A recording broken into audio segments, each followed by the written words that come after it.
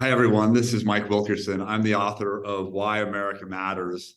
I want to talk a little bit about one of the themes in the book, Why America Matters today. I opened the book quoting President John F. Kennedy at the time when he was giving a speech about the idea of America as a city on a hill, first bringing that image into play. I'm coming to you in June 2023. This month happens to be 6 months of the anniversary of President John F. Kennedy's famous commencement address, a different speech at Washington, D.C.'s American University. Now, this speech, among JFK's finest, laid out a vision of how to save America and humanity from the mutual assured destruction that would come from a nuclear confrontation with the Soviet Union.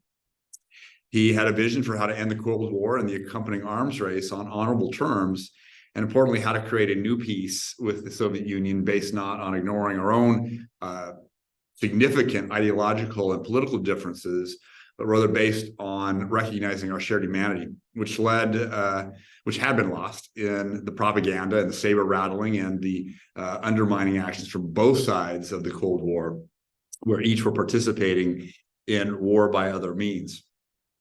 Now, the president's message was written in the aftermath of the Cuban Missile Crisis, which, in the absence of JFK's careful diplomatic maneuvering against the wishes of his military and security advisors, would likely have resulted in nuclear confrontation and the total annihilation of both nations.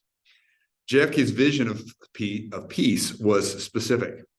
He said, not a Pax Americana enforced on the world by American weapons of war, not the peace of the grave or the security of the slave. I am talking about genuine peace, the kind of peace that makes life on earth worth living, the kind that enables men and nations to grow and to hope and to build a better life for their children. Not merely peace for Americans, but peace for all men and women, not merely peace in our time, but peace for all time.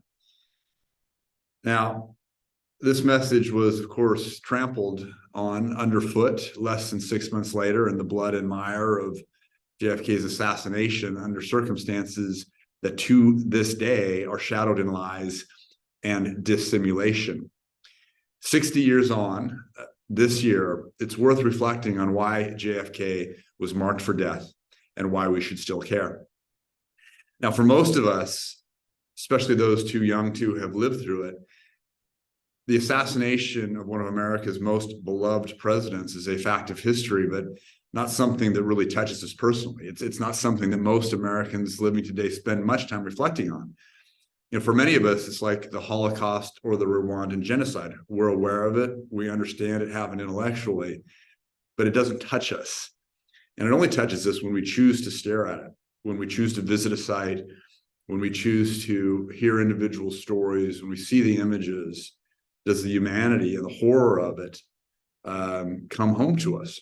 And I'd say that this year's anniversary of JFK's assassination, ending his presidential term short, allows us such reflection. And indeed, that we're at a point in our own history as a nation where we need to do this if we're going to move on.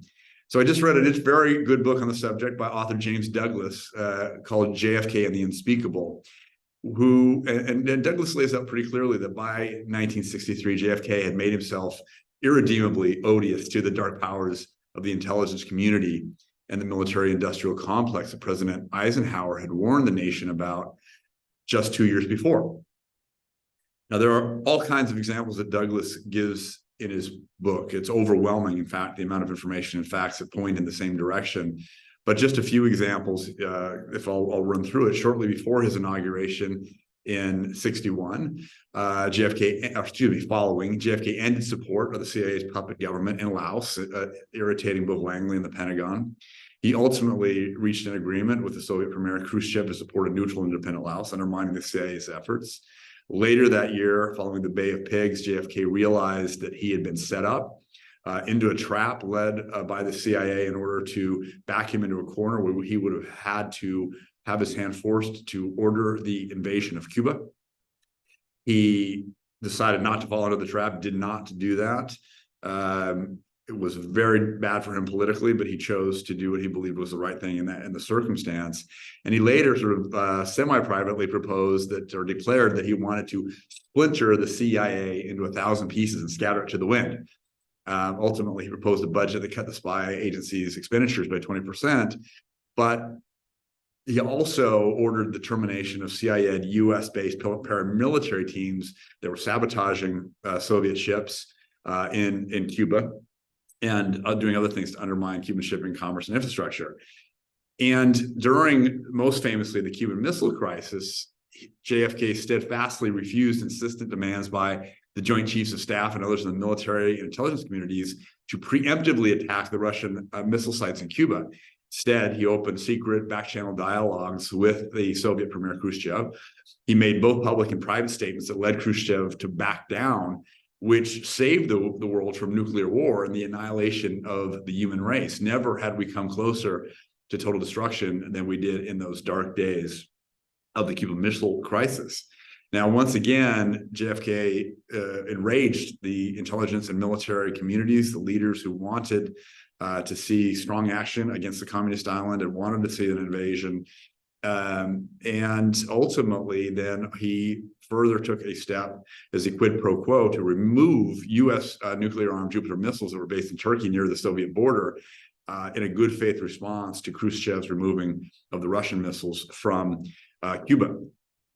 So in that American University commencement address, which I just read from, he proposed a comprehensive nuclear test ban treaty with the U.S., with the Soviet Union, and as a signal of good faith to them, announced the unilateral suspension of atmospheric tests, both with the objective of eventual nuclear disarmament. So the military and industrial complex was just completely aghast by this, right? This was exactly the kind of thing that they were concerned about. So he had turned on the military industrial complex in a way, and gone from being this hardcore Cold Warrior to a peace lover. And despite the resistance from military leadership on both sides, a limited test ban treaty was ultimately entered into between the two empires. And in the background, JFK continued to work on a plan for complete bilateral disarmament up until the time of his death. Now, further, JFK resisted or shut down multiple CIA programs and clandestine projects, including those that had the objective of the assassination of Cuba's leader, Fidel Castro. And instead, JFK had begun this back-channel communication, as he had done with Khrushchev, in order to try to reduce the tension and the risk of armed conflict. Now, in the view of the intelligence communities, both then and now, dialogue with one's adversaries is tantamount to treason, just as we saw in all of the lies and misinformation around Russiagate and Trump's engagement with his geopolitical adversary in Vladimir Putin. Now, JFK also took on the steel industry, forcing price rollbacks and initiating cancellation of defense contracts that really acted as a kick in the shins of the military-industrial complex, because he sought to restore the position that they were in before, and so managed in this instance to get up the ire not just of the military itself, but of all those who were operating in this in this environment. So just kind of to close out, there's a bunch of other things here, but JFK was also determined to exit Vietnam, which he had long considered unwinnable. As early as 1962, he and Defense Secretary Bob McNamara had ordered the military to develop a plan to reduce the U.S. military command in Vietnam and return responsibility to the Vietnamese. Those orders were effectively ignored by the military command. And just a few weeks before his assassination in August of 1963, we ended up facilitating, through the CIA, a coup that resulted in the assassination of the U.S. allied South Vietnamese leader in Diem in South Vietnam. And once again, JFK believed that he had been set up and forced into an action by the CIA on the basis of lies and things that were untrue. Literally 6 weeks before his assassination on November 22nd, 1963, JFK issued a secret National Security Action Memorandum, an NSAM, ordering the withdrawal from Vietnam of 1,000 troops by the end of the year, and the vast majority by the end of 1965. Now, military brass and the defense industry were absolutely outraged by this. Now, so not surprisingly, following his death, these plans were rescinded, and the U.S. military buildup in Vietnam began in earnest shortly thereafter under President Johnson. So the list of JFK's violations against the powers of the deep state goes on. Whether as a result of one or the sum of all the above, by mid-1963, John F. Kennedy had become enemy of the state #1. Now, immediately following the assassination, false flag operations were initiated to turn the attention from what had actually happened and by whom.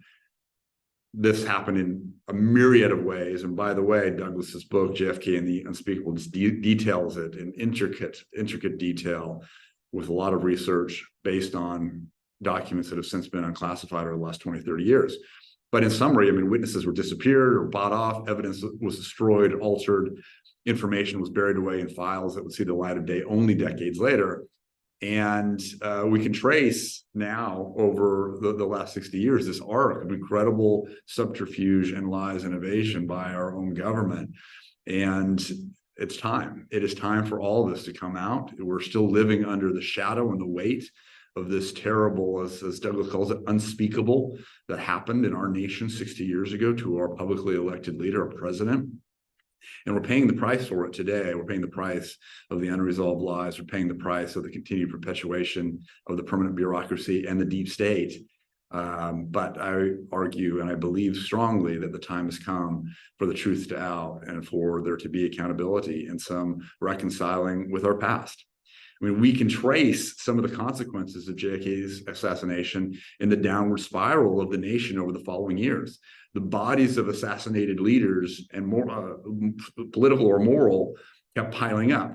Medgar Evers, the head of the NAACP, Martin Luther King Jr., JFK himself, Malcolm X, Robert F. Kennedy. You don't have to agree with their politics to agree that what happened to them under very dubious circumstances was wrong and it was evil, and it is a wickedness that has not been atoned for.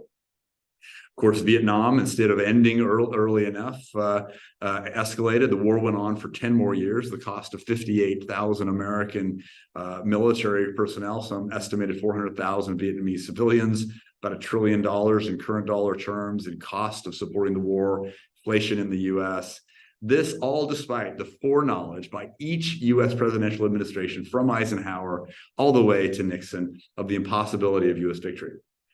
The Cold War will continue for 3 more decades, trillions of equivalent dollars spent on a futile arms race. And culturally, the American people were riven in two, and the image of America around the world really sullied as a result of these actions. As I write in my book, Why America Matters, Americans of all walks of life stopped trusting their leaders during this time. It's only gone downhill from there. Today, less than 1/4 of Americans say that they can trust the government in Washington to do what is right, compared with about 3/4 before the Vietnam War. What is right, not are they competent, it's more, can they even be trusted on fundamental moral issues of right and wrong. I write that the general distrust and long-term decline since the 1960s spans across lines of every party, ideology, age, ethnicity, it doesn't matter. Now, there's a lesson in here for today.